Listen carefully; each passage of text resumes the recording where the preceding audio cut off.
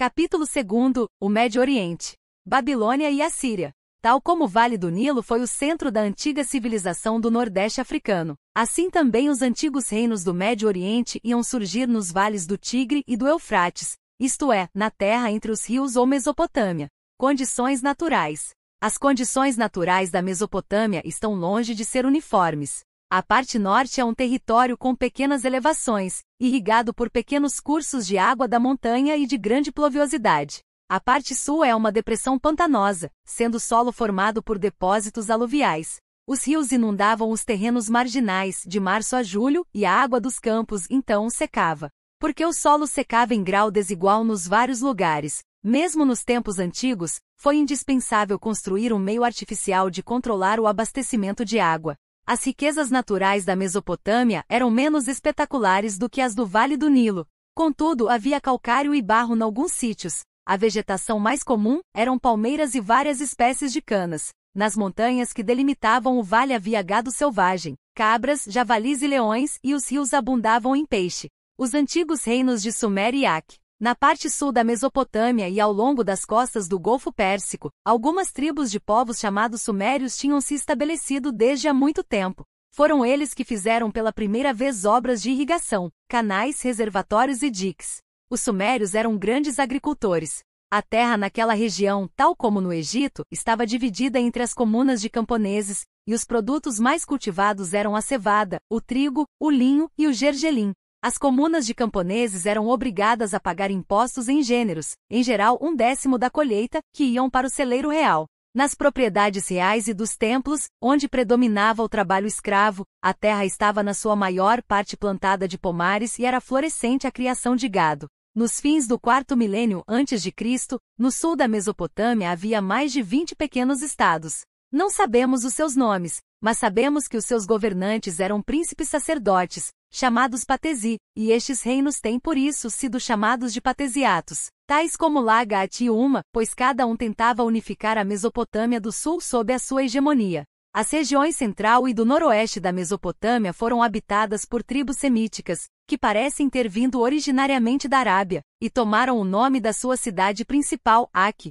Cerca do ano 2500 a.C., o chefe dos povos de Ac era o talentoso administrador e chefe militar Sargão I. Foi o primeiro homem da história a recrutar tropas regulares entre os camponeses nas comunidades de aldeias pobres, os quais mais tarde receberiam terras como pagamento pelo seu serviço militar. Com estas tropas, Sargão realizou com êxito uma série de campanhas.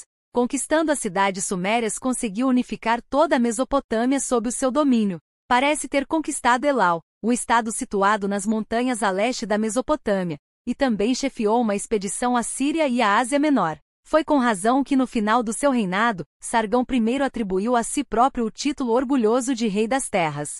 O antigo reino da Babilônia. Pouco antes de 2000 a.C.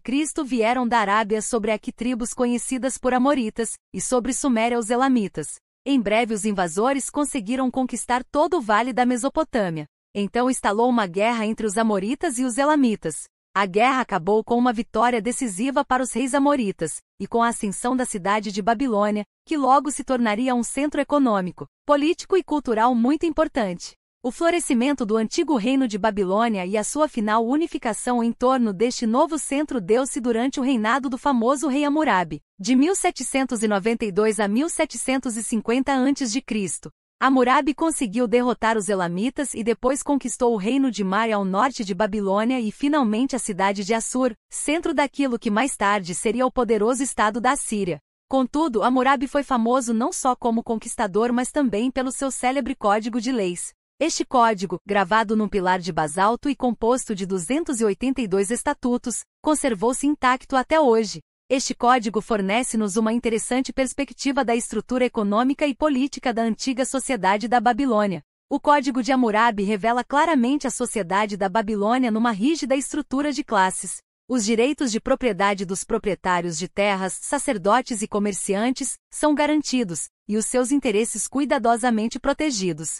Por ele verificamos que no reino da Babilônia não só a agricultura estava muito desenvolvida como também vários ofícios e o comércio. O código enumera os seguintes ofícios: ceramistas, pedreiros, curtidores de couro, confecção de vestuário e ferreiros. No que se refere ao comércio, é interessante notar que nas transações de grande vulto tomavam parte os templos e mesmo os próprios reis. As suas ordens eram executadas por mercadores, que por sua vez contratavam agentes e assessores. As principais mercadorias em que negociavam com os estados vizinhos eram os cereais, o gado, a prata e o cobre. O Código de Hammurabi também nos esclarece sobre a situação dos escravos na antiga Babilônia. Uma prática muito espalhada parece ser aquilo a que se chama escravatura por dívidas. Se um devedor não pudesse pagar o seu débito no prazo estabelecido, tinha de o pagar com o seu trabalho ou com o trabalho dos seus filhos.